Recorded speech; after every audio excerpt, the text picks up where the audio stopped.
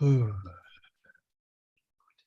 going This live now. um Says me consent to being live streamed. It might be going live. Okay, wow. We are live. That was We're going live now. immediately. That was immediate. Says me consent to being live streamed. Are you hearing feedback? Yes, and we are live. I'll be able to cut the beginning. I thought I was gonna have a chance to put in a description, but it just went. Boom, right there. Here we So, are. hello. Hi, Hello. YouTube. Welcome to UnInc Live. We have never done an UnInc Live on YouTube before, a direct streaming like this. So we're excited to try it out. Thank you so much for being here, Katelyn. Absolutely. I'm really excited about this. Very, very pleased that we are testing this out together. Yeah, it's an honor to have you back. I know last time, let me go ahead and click record right now, because last time we had you, we forgot to press record on the session. So we did. So it's going live. Recording would definitely have the content this time. Awesome.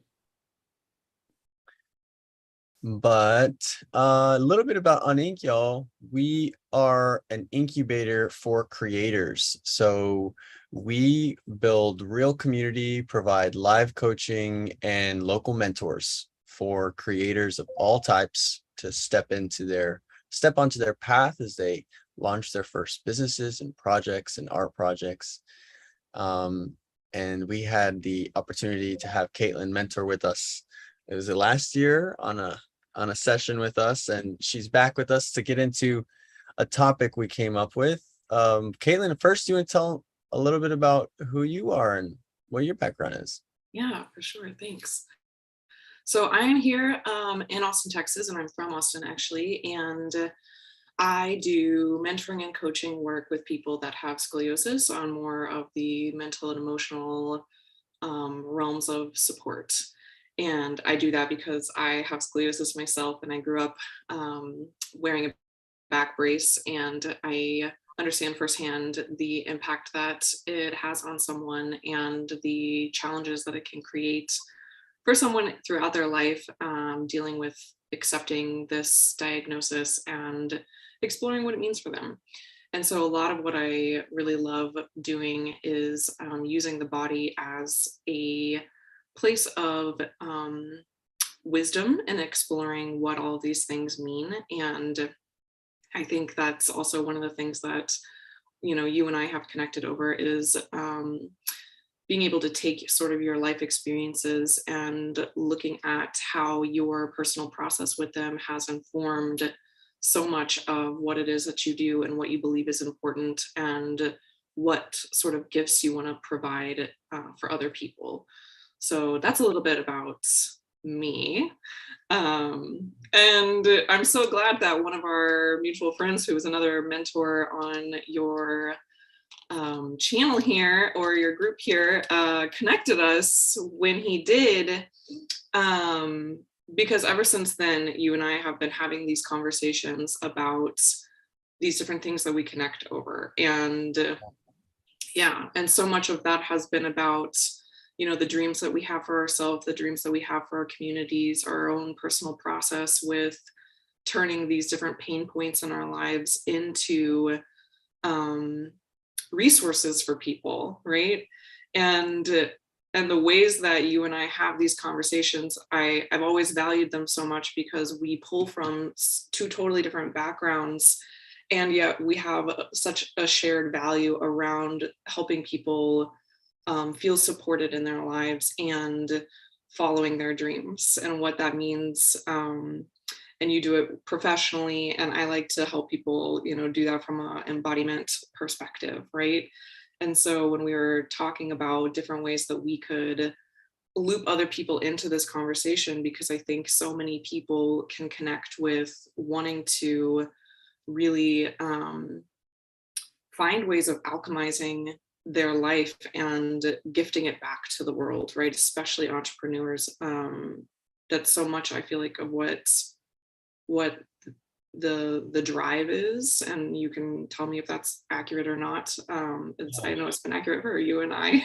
Yeah, no, that's one of the main things. I've been so inspired by you, Katelyn. I think ever since I through Ian met you, it was so inspiring to see how well you can articulate and brand yourself and run your business based on your own life experiences, and are now giving back to a population of people that you feel like you can serve. It's so inspiring, and we call it born from pain at the UnInc. My previous co-founder coined that, but yeah, it's a beautiful thing to see how people can do that with their life experiences and their passions and what they're building. Mm-hmm, mm-hmm. Sure. Yeah. I think we want to invite anyone who's listening. We have a couple people in the chat. If you have any questions at any time, feel free to ask. If you have anything that comes up for you, we're open to your feedback and you participating in the talk with us. So thank you for being here. Yeah, absolutely. Your engagement will only make this conversation richer. So definitely feel free to drop in. Yeah. All right. So I have all these questions that I have prepared for us, and I thought we could dive in because I Go ahead. want to hear more of your process with developing everything, Ben, because every time you share your own process, I get so inspired as well. So I wanted to just start with, when and where did you first start dreaming? And what were some of your early dreams for yourself? Oh man. Oh man. When I first started dreaming, I mean, I feel like since I was a kid, I've always been highly imaginative. So when I was a little boy, I would imagine whole worlds. I would imagine characters and fantasy lands and storylines, and I would create these whole worlds. And I feel like that was maybe the first versions of me dreaming. And there was always a plot for the hero, in these storylines. And I think as I got older, I think they started to change into more realistic, fantasies, I guess you could call. And I feel like some of my earliest dreams have always had to do with traveling, and have always had to do with having a home, Mm. having some sort of center or a home that I loved so much and I cared for. So I Yeah. think that's some of the earliest things. How about you? Yeah, very similar, and having a very vivid imagination. And I think that that's something that, and being able to create whole worlds, like a lot of kids do that, but being able to keep that thread alive throughout your life and then finding ways of using it as an Mhm. adult, and tapping into that playful imagination where you're imagining a whole new product, or a whole new service, or a whole new offering, or a whole new version of support. I think that's one of the gifts that I feel like you and I both have been able to really foster and nurture in our lives. Mhm. But yeah, traveling for me, I remember I had a globe, that lit up from the inside out. That was sort of my nightlight, and it was on my nightstand. And I just remember looking at it and studying it and feeling like I want to go all over this world. And then the other big dream that I had for myself was being a teacher. I always wanted to be a teacher. That was the go-to game that I would force my little sister and her friends to play with me. So those were the early dreams. Can I ask you, maybe growing up with the scoliosis, kind of how did that impact your dreams as a child, and or looking back now, how can you recognize that in relation to maybe how you see other people or other kids dreaming? Yeah.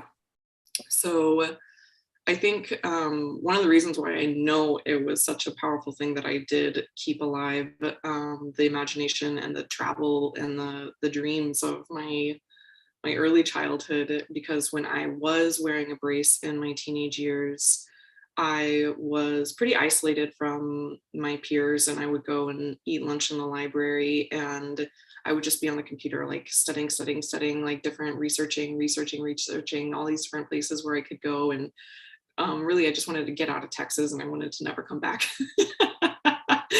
And having this imagination of like, where can I go, what can I do, who can I be outside of this diagnosis, outside of having to wear this brace, is one of the ways that I really got to know myself and what it is that I wanted to do in the world. And so I think having the brace in particular, not just scoliosis, but the brace and the ways that it made me feel so confined and restricted.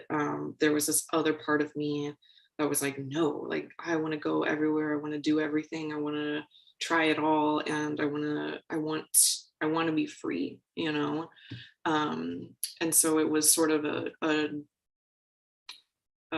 there's a juxtaposition, I think, between the dreamer in me and the restriction of the brace, and how they worked together in order to get me to where I'm at now. Mm, You know, that's amazing. you know. Yeah, I love that. I love that analogy too of the brace and freedom. I think I think a lot of dreams are grounded in some version of freedom, I think. Mm-hmm. Mm-hmm. Yeah. What was your version of restriction in your life? Ooh, I had a feeling you were gonna ask me that. Man, We that's all a need pretty, something to push against, right? yeah. Yeah. Yeah. I mean, I think I've held on to this story being from such a small West Texas town, that I feel like that it was something I had to I've always felt like something I had to overcome, that I didn't have to be what the world around me was. Mm-hmm. That I didn't have to be someone who just worked in the oil field, or someone who just would have a family and raise kids, and that I could live a life that was completely different and unique to what I envisioned for myself. So I think that has been a narrative Mm-hmm. I've carried. Mm-hmm. That's, Just seeing the convention around you and saying, this isn't really what I want. Yeah. yeah, but deep inside of that thread is actually a story of my sexuality, I think, that is has different layers to it. But Mm-hmm. I think yeah, that yearning to be my whole self is also part of me yearning to be my whole my full self, and my sexual orientation, I think, Right. as well. So Yeah. Which makes a lot of sense, right? If you grow up in a small West Texas town and you don't feel like that part of you actually gets to exist inside of that conventional life, then you'd have to reimagine a different possibility for you so your whole self could be allowed to breathe and be free, right? yes, Yeah. yeah, that's like right on point with what we're Mhm. talking about. Yeah. Right Yeah. on the way you said that. Yeah. Yeah. So at what point did you realize that that part of you had to be hidden away? And then what was your process in freeing it back out into the world? Mm.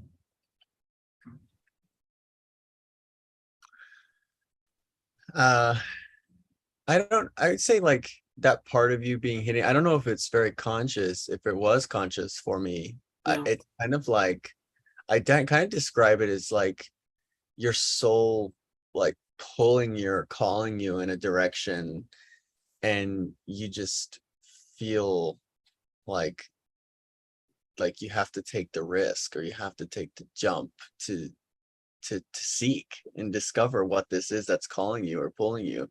Hmm.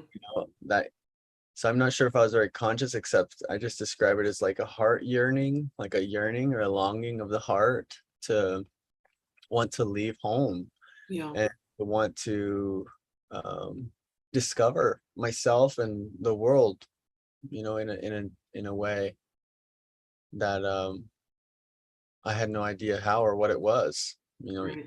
I think, and a lot of times I think that's how maybe a dream can start, you know, maybe just like a small inkling or a small suspicion of something and nudging you to look and see what's there. Right. Yeah. I No. think that heart yearning, I'm sure so many people can connect with that because it's sometimes it can be a very subtle thread in our life, but it's the most important, and it's quiet, but it's loud, It's quiet, it's but it's there, loud. but you can't quite touch it, and you have to go out and find it. You have to go out and figure out what it's about, and through trial and error, and just trust, right? Mhm. Yeah. Mm, It's soft, but it's loud. That's a really nice way to say it. yeah, that's what Yeah. it feels like for me anyways, or what it I mean, I obviously connect very much with the idea of having a heart yearning, and it's like this thing that you can't quite explain to anybody, that's pushing you to do all these crazy things that don't make sense to anyone else. Yeah. Yeah. Yeah, and yet it's like the truest thing. Um, Yeah. yeah. But yeah, and for you, uh, I don't know if you have like a story or an example of that for you, like having this heart yearning and listening to it as you were coming of age. Yeah, definitely. I mean, with the travel piece, but I was so adamant about getting out of Texas that when I was in high school, my last year, I was nannying and I was saving all my money. And I bought a plane ticket to go to Ghana for 8 months after high school. And it was just sort of, it was like nobody was doing anything like that. And my parents didn't understand it. They were not a fan. And it was just a whole big chaotic thing for me, but it was something that I knew I needed to do for myself. And when I look back at myself when I was 18 and all the different things that were trying to stop me from making that happen, and how I didn't even, I never looked at the obstacles as like, this is going to stop me. It was like, okay, what do I do to get, how do I deal with this now? Because this is what I'm doing and I'm going to go forward with it, whether anybody agrees with me or not. And I'm like, wow, she was onto something there. Like she was not deterred by these obstacles in the same way that I might be today. There was Yeah. just this like pure raw courage, and like you're saying, a heart yearning that was just driving me to this next part of my life. And yeah, I mean, have you felt in your as you've grown up that heart yearning sort of like takes a dip at some point and then comes back, or has it always been something that has felt consistent and present for you? Oh, that's a really good question. I one version of this that comes to mind is in the artist way, Julia Cameron calls them marching orders. Hmm. And when you have this calling or this wave hit you, like it's very much what it feels like. Um, so I would say like my, I don't always feel, maybe sometimes there's more high energy around a season where I'm like constantly having to make decisions and move, but I think for the most part it feels like there's a very clear moment where a change or a decision or a direction is coming to me, and I'm supposed to go that way. And I feel like there's like a very, very like a common feeling of like excitement, enthusiasm can overcome me, And then right on the other side of that, it's like, oh my gosh, all this fear. Oh, oh my gosh, there's fear because every time my heart's telling me to go somewhere, it's not like the most normal thing. It's, Yeah, yeah, it's not like the most common path to go down. So yeah, I feel like marching orders, and it comes in waves, and um I'm always waiting. Always yeah, waiting for yeah. I think I love that you just shared that because it's such a normal, natural, and I think healthy part of this whole process that people don't talk a lot about is how because we're supposed to be fearless or something, right? And I'm yeah. like, no, when you have a heart yearning, when you have a dream and you move towards that dream, what I've learned is that the next thing that comes up is all the stuff that's there to stop you, all of the fear, all the stuff, right? All the emotion, the material of your life that is also asking to be transformed so that you then can become the person who is able to actually live this dream, be this dream, and open up the next door of this dream, right? And I think it's that's one of the things that I really love in the work that I do with people is like, okay, you have this desire, you have this thing that you want, you have a pain point that you want to transform, and then what happens in that transformation is um, all those dreams get the energy that they need from the fear that you're transforming, right? It all starts to build, and you become the person that can actually do it. And so I was even thinking about it this morning, how normal and beautiful it is, and that this is how growth works. You know, like you have a desire, and this desire has to be stronger than the fear that's present, that's going to be present, that's always going to accompany you while you're on this journey. And then how if your desire becomes stronger than that fear, that's when you have actual growth and transformation and you can move towards things. But yeah, it's like for me, the way that the energy works is it doesn't always feel consistent.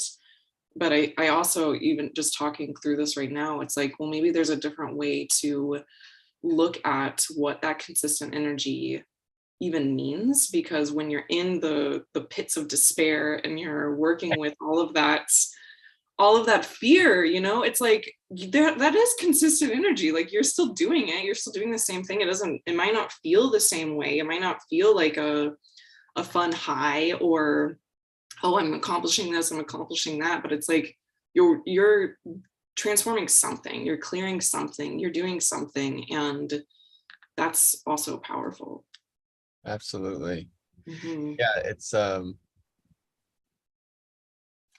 yeah, I love that. I love that.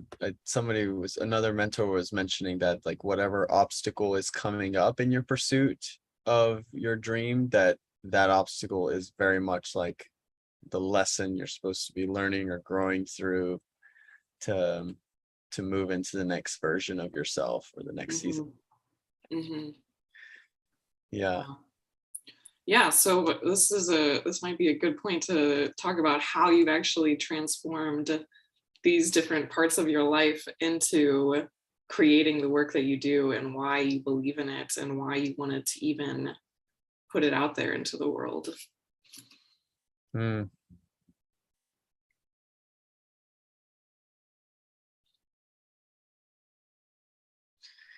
Well,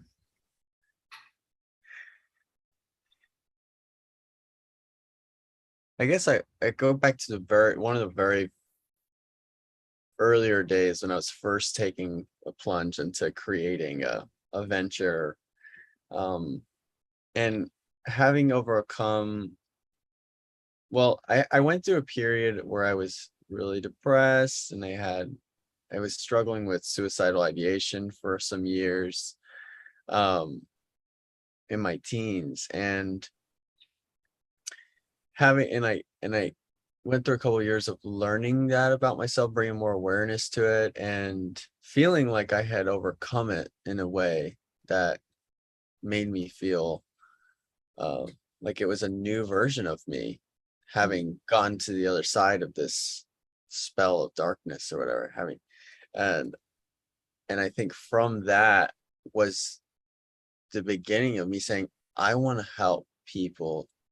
I want to help people see the other side of that as well. I want to help people believe in a positive future for themselves. I want to work with people as they believe in a higher version of themselves, and just because, not because of any fame or money or power or anything that comes, but just because of what I had experienced, having belief in that could do for me. And so that, I feel like that's probably one of the first versions. There's probably many versions of the story throughout my story of me doing that. And um but yeah, I think there's a lot of power to having a dream, just Yeah, believing in a better version of yourself, like, or I think that answered the question. yeah, absolutely. Powerfully, in fact, yeah, that because I've heard you say this before, that having someone believe in you can change your life, right? And what I'm hearing you say now is that having someone believe in you can give you life. Oh, And absolutely. yeah, and that is, and it's not because of any desire for some sort of form of external power, but just to actually feel the power of life through you and Now, how beautiful that is. right now. Yeah. Yeah, Yeah. yeah, yeah. Yeah. Oh. I love it. That makes me emotional. Yeah. Yeah, because it's The, a big deal. It's a big deal, and I think that this there's so many stratas of beliefs in this world, and it feels like a lot of times we're collectively tuned into all these desires for external power or validation or whatever, and to be bringing something forward into the world that's like, no, this is about how do you connect with your heart and your life, and how do we support each other in doing that. I feel like is the medicine the world needs, and the way that you're bringing it into the world is so important. oh, thank you. I mean, I think you're doing work that's very similar in its own way, but very much how I feel like we're so aligned with our what we do. Um, Hmm. it's beautiful. It's a beautiful thing. Yeah. I could keep nerding out about it. That's Yeah, so why do you, I mean, I think that might answer the question of like why you think it's so important to support each other's dreams, but maybe for more of the entrepreneurial thread in that space, why do you think it's so important to have well, that support? I just in the very, very beginning of any sort of creative endeavor or business endeavor, like in the very beginning, it doesn't make any really sense. It's like it's a like a mess of ideas. There's a lot of fear because we have no idea how to go about making these things real. And oftentimes we travel in spaces where we are not able to express these parts of ourselves, or these parts of ourselves are not able to be seen and validated in order to find the nourishment that they need to manifest. So I it's I've it's been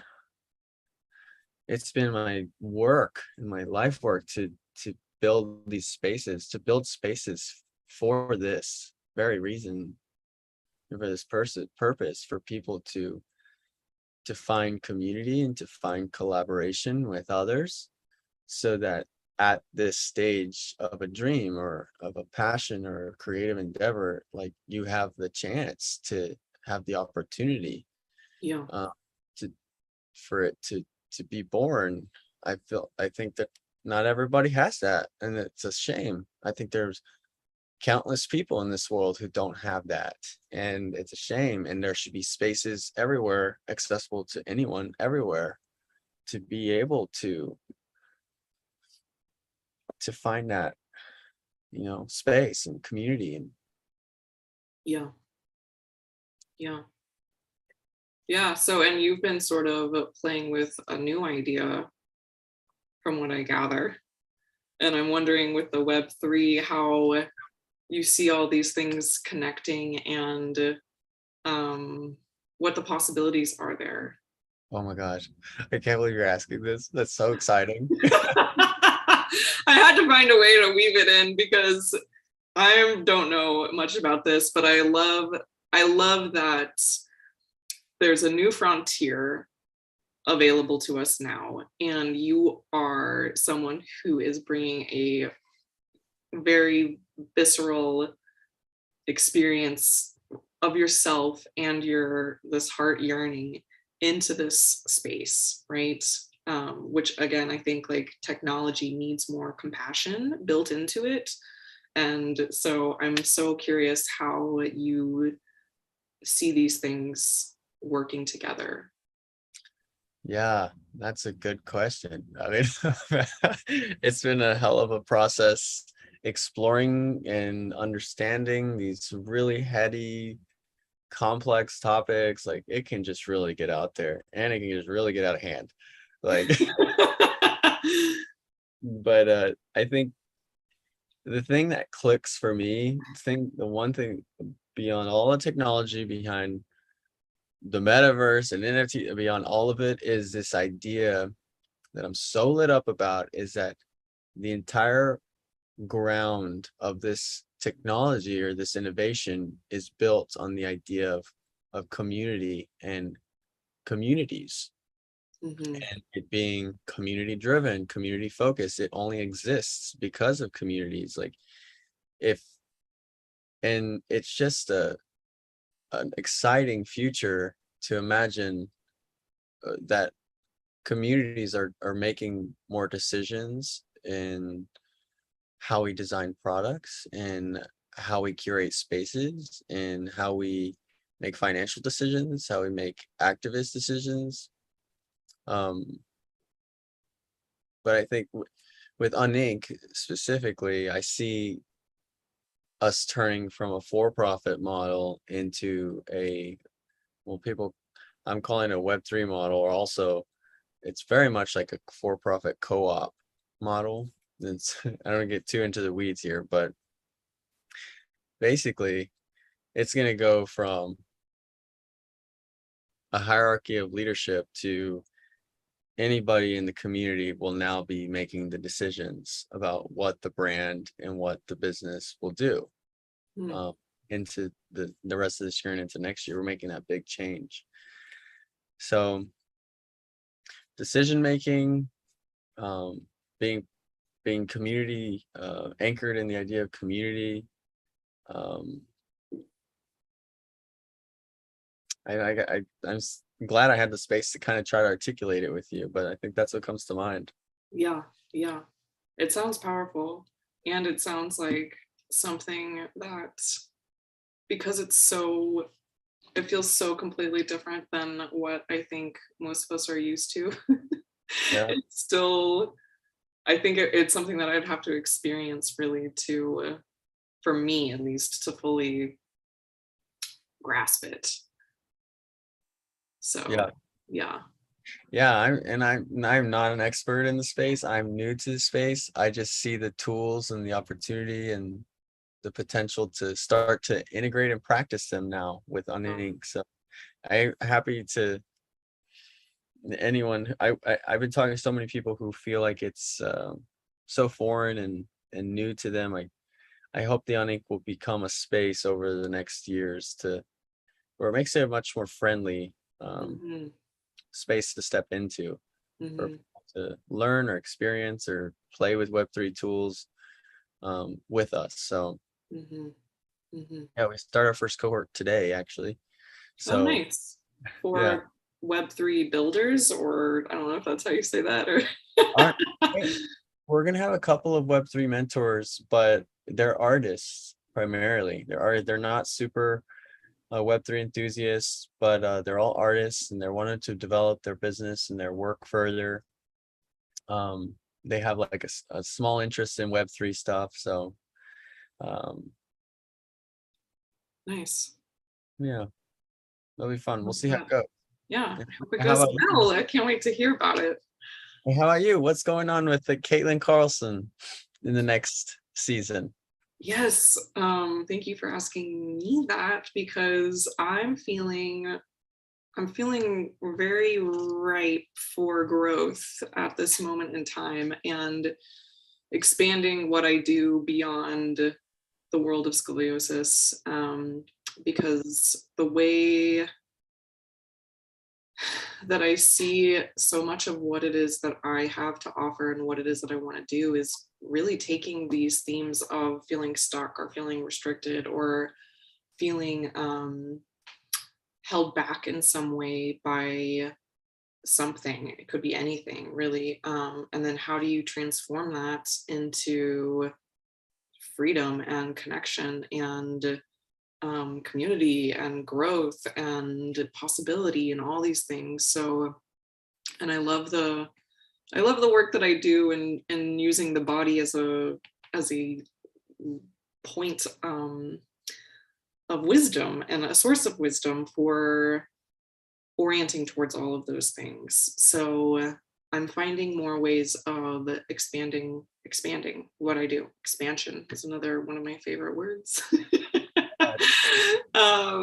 So, and there's so many things that I still want to do in the scoliosis community, but I feel and I can see how all these things are connected, and how the growth that I want to pursue with my mentoring work with scoliosis is completely connected to the growth that I am longing for beyond that.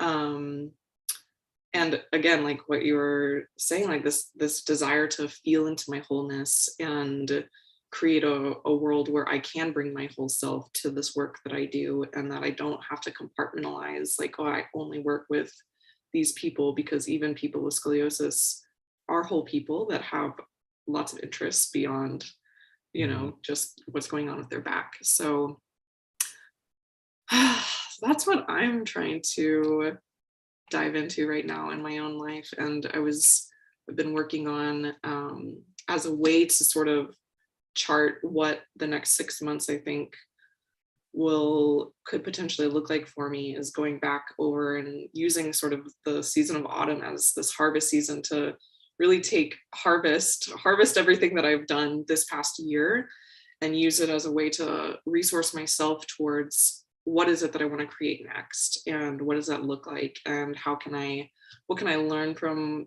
everything that I've done this past year, and experienced, and how can I use that to move everything forward. So that's where I'm at with it all. And you're doing it. You're doing. I. There's nothing gonna stop you. You have one of the most powerful presences. You're fantastic with your work, your brand, your business is. Yeah, ripe is a good word. I think you're ready to grow. Thanks, Ben. I'm here for it. Yeah. So I wanted to ask before we close out, though, two questions. Or no, we'll close with this one because I think it's important. What do you think every dreamer needs in order to pursue their dreams? Whoa.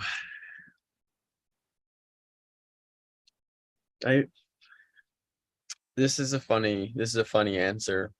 I've thought about this question a lot, like, because I've been on this endeavor to build a space for dreamers, like just build a space for creators. And well,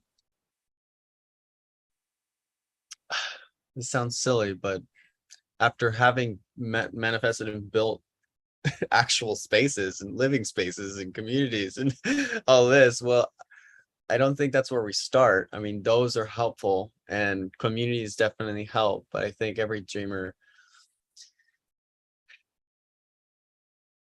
needs this idea that that they have everything they need already, Mm.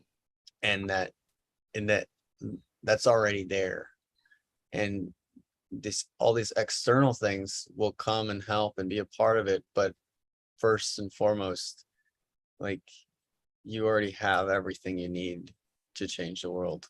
I love that. I love it. I love it so much. And so I could feel that. When you were saying, like, my whole body just relaxed, like, right, we don't have to strive for things outside of us. You have all the things you need in you, all the qualities, all the gifts, all the abilities already brewing and growing and developing and present. And it's crazy sounding. It's crazy sounding as someone that's like, well, I'm trying to start a real estate project. I need a lot of money. I need a lot of tools. I need a lot of people. I need or someone trying to start a band. Like, I need people. I need instruments. I need it sounds crazy. And it is.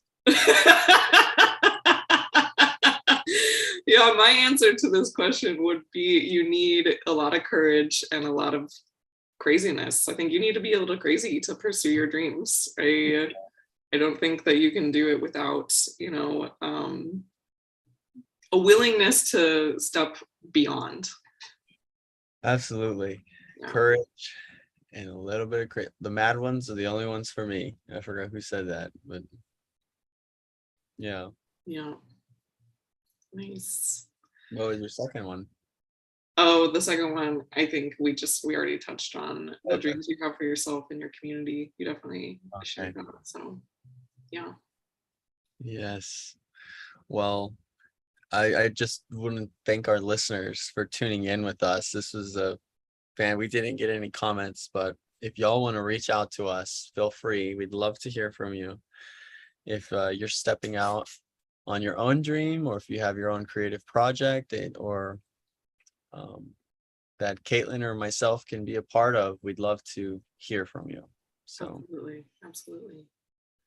Yeah. And the other thing that we have brewing, I think, is we've talked about maybe holding or developing a cohort or container for people that want to be in this process of taking the raw materials of their life and transforming it into art or an offering or a project or a business even, and getting support on that journey. So absolutely. yeah, there's I think I'll put my, I mean, if you're watching this post recording, I'll put my email in the chat. I know the UnInc, you can reach us. You can reach me through theuninc.com and KatelynCarlson.com, right? Mm-hmm. Yeah. So yeah. Awesome. Well, Katelyn, this is amazing. Thank you so much, Ben, as We always. talked about doing this for all year. I think it's like February. We did it, and it feels great. Of course, yeah, right on time. Perfect timing. Yeah. Yes. Well, it's been an honor and a blessing, and you've been fantastic, and you've actually helped me work through some stuff, so that was helpful. And I hope anybody else that attended could find some fruit in that. Y'all are welcome to the next live. And that's a wrap. Awesome. Thank you so much, Ben. Thank you. Let me just stop streaming here.